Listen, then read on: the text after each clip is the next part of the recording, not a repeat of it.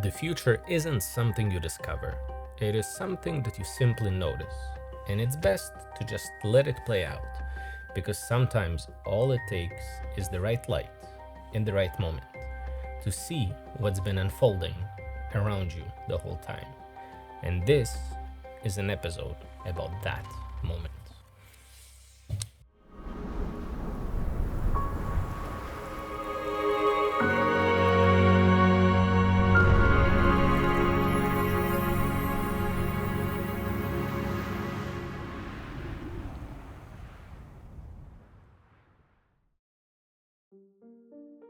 Welcome back, everyone. Slava here again, and today we're going to continue our world building project, and particularly the Carnival of Rust. And I had different plans for this episode, but something piqued my interest and I just had to see where it's going to take me. You've seen Carnival of Rust before, you've seen some of its faces, but the Carnival of Rust is not a place that you explore all at once. It reveals itself in fragments, through people, through objects, through peculiar rituals. And today I want to step back into it, not to explain it really, but to just follow a story of one single person that lives inside of it. Oh, you're doing work for them now. That figures. I don't remember actually joining the Carnival of Rust, but I do remember leaving it. They called us the Zany Dozen, which is strange because there were 11 of us. Well, 10 if you count the twins as one. Depends who you ask. Anyway, they never fixed the thing with the numbers after I was gone. Strange.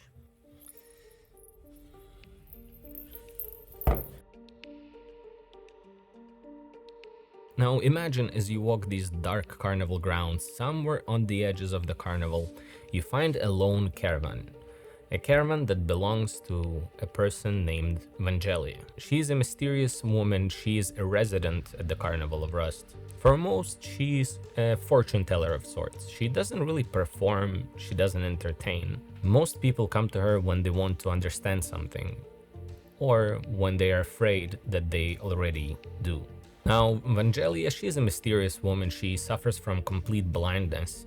And surprisingly, this has never been a limitation to her. Vangelia doesn't look into the future, she just lets it play out. Her readings are not about prediction, they're about directing attention to something that is already happening. Among the many rituals that she has one that she treats with particular care. It's reading guided by a deck of cards, and she calls it the Dream Theater. Not for poetry, but rather for precision. Every reading is a stage, and every card is a role, a character, or a scene. Nothing here reveals what will happen. It only tells how the play is being arranged. And that idea that the meaning is not revealed but staged is what pulled me towards a theatrical design language for this iteration of the deck. Now, originally her deck was not complex. It was more of a prop, really. But I always knew I wanted to expand its story a little bit more. The early version of the deck, it was rather simple. It's nothing but a collection of ideas, of characters that I would write down, and I tried to assign some characteristics and come up with lots of ideas of meaning for each card that I've created. And the idea was interesting, but it was unfocused and not evoking any particular emotion. And it almost got to the point where it had the right atmosphere, but there was no real structure, and again, the design itself was really more of a prop rather than something that I would imagine Vangelia actually had. So when I was looking through the design files and the notes that I've taken about Vangelia and her story and the whole aspect of fortune telling, I decided to expand that story a little bit. I knew I needed a new system for her readings. My first attempt at iterating this deck was by creating new rules and complexities for this to become just a little bit more interesting. Here, let me walk you through it. Hey Tom, can you give me a few scraps of paper so I can illustrate my idea? Oh yeah. Thank you. What is this? That's my business cards. You know, our work is not exactly commercially viable at this point. I need to make a living somehow. Made those all by myself. Oh my god. Oh, I know that look. You want to redesign something. Wait, you want to redesign my cards? Mm-hmm. But why? Well, because it's a business card. It's supposed to be simple, well designed, straight to the point. Yeah. So what's wrong with this one? What's wrong with this? Okay, no, we don't have the time for this today. Seriously, Microsoft would be proud of you. Thank you. Wait, who is this Microsoft? So in the first iteration, I thought that we add complexity by creating new types of cards. First is the subject. Second would be the environment. Lastly, the event. And the meaning would be derived from the overlap of these three things.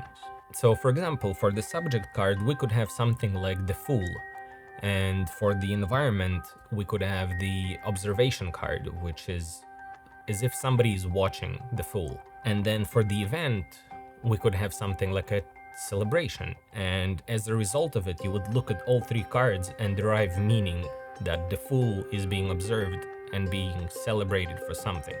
Now, it would be still up to you to understand what the fool means in your particular situation. And I thought initially that I could make this work. We could create one regular fool card, one observation card, and one celebration card. It became ritualistic, almost ceremonial in some sense. And while the depth was exciting, it was also heavy and hard to use daily, and rather very difficult to execute and expand later.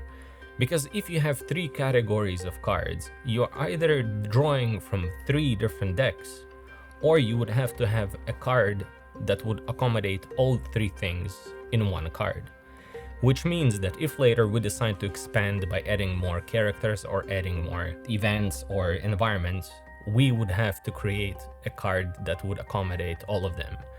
And if you just do the math, it's a lot of cards to design. And I really didn't want to set up myself for failure from the get-go. So the system became more complex than the moment it was supposed to represent. And this is why a new system was needed. So version 2 starts with a different question. Not what will happen, but rather what is happening right now. I wanted something more open-ended, less instructive, less declarative. A system that invites thoughts rather than delivers answers. And at the core of it, a system that doesn't make me do 1,000 iterations where I have to transform every single card if something new is being added. So for the new version, every reading will consist of 2 cards. First is the subject. It's the who or what is on the stage. And the second one is the influence, what is acting upon the subject. And I thought of it not as a black and white where we would have characters and then we would have environmental changes to them, but something a little bit more blurry than that. I'll explain in a minute. I knew immediately that I wanted to have some characters in this deck. A character can be a person in your life, or it could be a part of yourself, a role you're playing, a state that you're in. And I remember when I was creating the first version of the deck, I used the vintage illustration pack and I tried to shape that imagery to fit into the system. For this iteration, instead of working from a fixed set of illustrations, I focused on sourcing characters that could exist within the visual boundaries that I had in mind. And in a moment we're gonna talk about those boundaries. And the emphasis wasn't on the illustrations themselves, it was on establishing a consistent direction, a mood, the posture, the expression, and then shaping everything to function as a part of a single design system. Now for the influence part, these things, they don't change the subject, but rather they act upon the subject. They change the scene, the light, the pressure.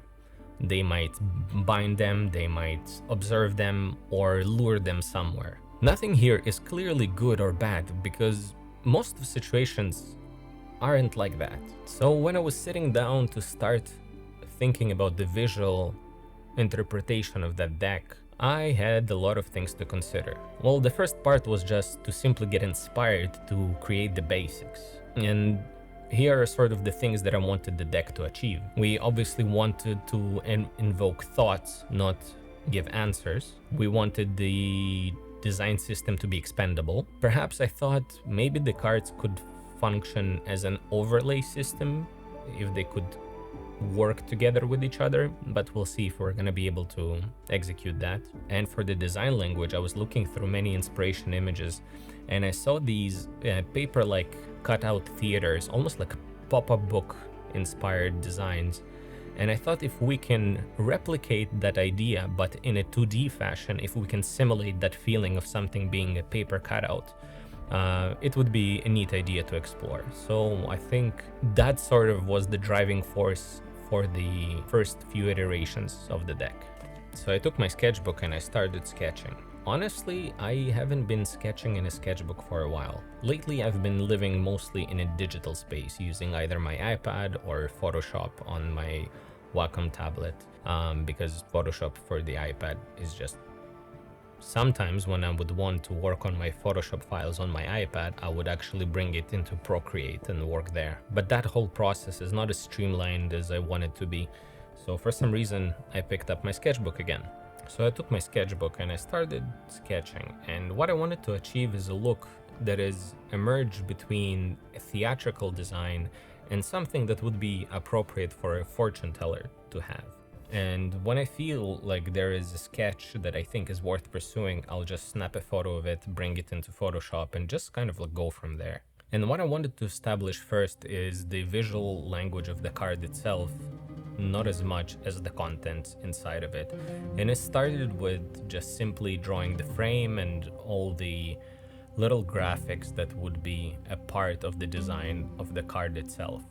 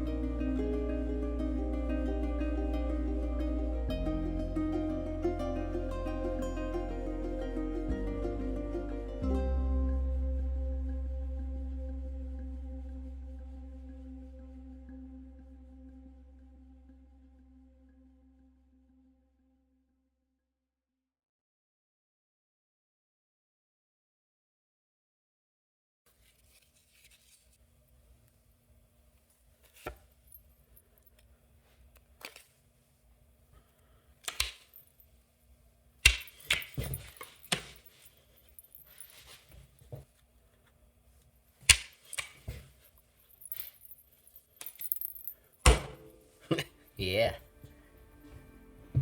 Now, trying to come up with the back design that will tie everything together. I knew I wanted to have an homage to the original design, because I still kinda like it. Whether we carry over the eye symbol again, or the beautiful moire effect that is on the V, or the motifs of the actual branding of the carnival itself. And the first attempt, it was just me trying to keep it plain.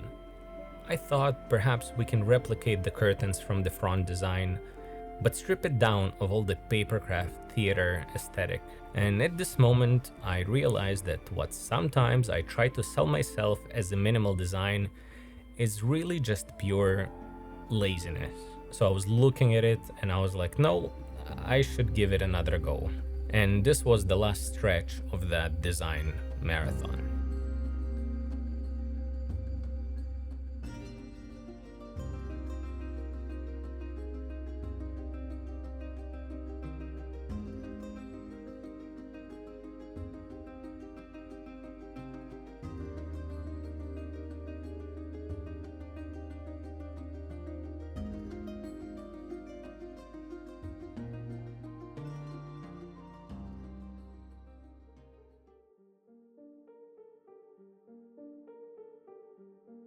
So here it is. Here is the final design. I'm really glad I gave it another go. I finally settled on the colors for the framing, which took me a minute to feel it through. I brought back the chaotic nature of the carnival into design, like through color, motion, and a bit of distressing on the cards themselves. As you've seen in the time-lapse, I tried to highlight some elements with the contour to create that false sense of paper edge, and overall I feel like the aesthetic is working, but perhaps I can attempt a more aggressive approach to that, to highlight it even more. This time around, I feel like the character illustration pack slotted nicely into the aesthetic, and all I did to them was just color them, and I tried to keep the color palette limited and consistent from card to card. It's very easy to lose a cohesive aesthetic, so as a designer you sort of have to be always mindful of that. As of now, I have 7 character cards, which are the Trickster, the Witness, the Lost, the Stranger, the Seeker, the Keeper, and the Benefactor. And I think it's a nice starting point to cover multiple aspects of situations in life, and there is room to expand there, and I'm a big fan of that. And as for the influence cards, we have Agreement, Binding, Containment, Luring, Observation, and Spotlight. Again, just covering some basics and leaving the room for expanding later, and also making sure that all these cards, both the influence and the character cards, have some intertwinement and playfulness with each other. When I designed the first version of the deck, I always wanted to make a corner for Vangelia's fortune telling on the website. I think these cards will work very well in a digital space like that, so perhaps on the next iteration of the website I'll try to include a daily draw of fortune telling by Vangelia.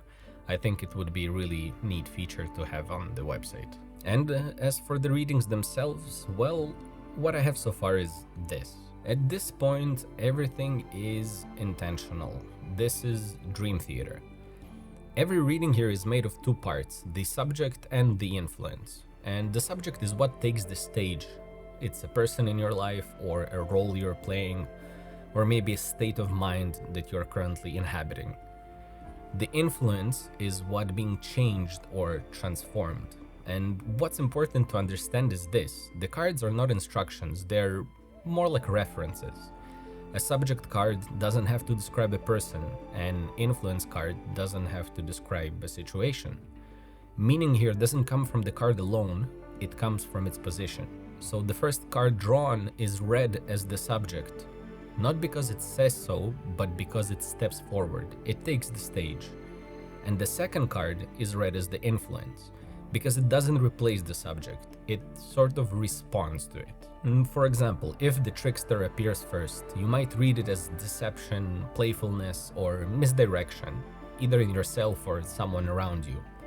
And if Exposed appears second, the reading isn't something bad will happen, it's that whatever is playful or hidden can no longer rely on a disguise. But sometimes the cards don't behave so neatly, sometimes what you draw doesn't want to stay in its expected role. A card you think of as an influence might appear first. In that position, it becomes the subject, a state of being, a condition that someone is embodying. And likewise, a subject that is drawn second becomes an influence, a force acting on a situation. It's a presence shaping the moment from the outside, so to say. And I thought that we can perhaps speculate that cards drawn into their intended order have more significance or accuracy to them, to that particular reading. And I think that this double meaning is intentional because people are not just actors and situations are not just environments. Sometimes we become our circumstances, and our circumstances often behave like characters. This is why the system stays open. There are no fixed outcomes here, no cards that mean only one thing, no readings that close a story. Dream theater is sort of designed to grow. New subjects can be added, new influences can appear, new interpretations can emerge without breaking what already exists. And that's where I would like to ask you a question. If you were to add a subject to this deck, what kind of card would it be? Would it be a protector? Would it be a hero? A doubter? And what kind of event feels natural to you? Something that doesn't clearly reward or punish, but simply happens. That question, the act of considering it, is already part of that reading, because the cards don't decide anything for you. They only show you where the light is. What you do on that stage has always been up to you.